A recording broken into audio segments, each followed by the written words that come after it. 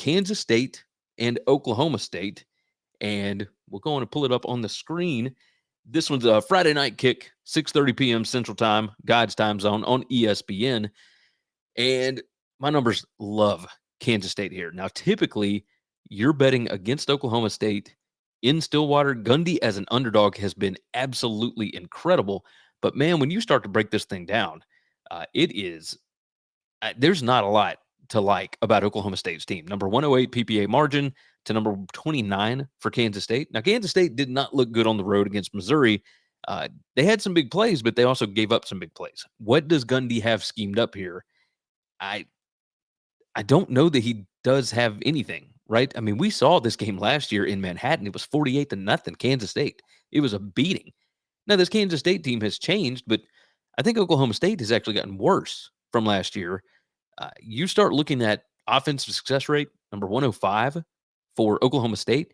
There's not a way for me to figure out, like, okay, pass success rate, Oklahoma State's number 81, Kansas State's defense number 61. Like, Luther Burden did a number on this Kansas State defense. I don't know that Oklahoma State's got anybody that can do that.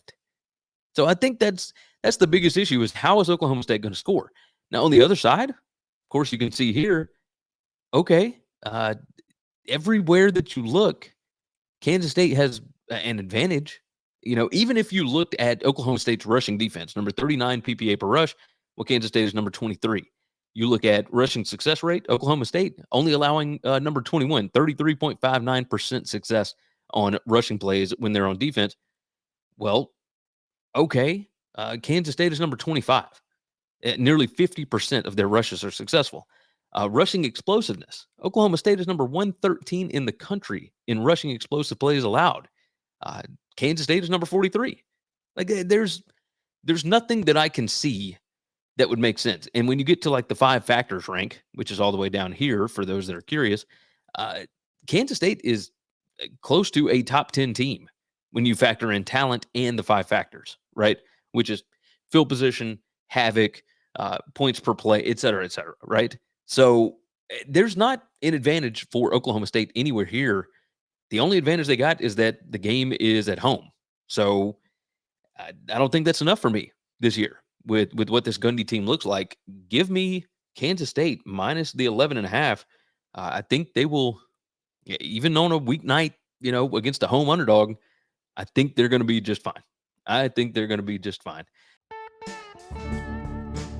Thanks for listening to Winning Cures Everything.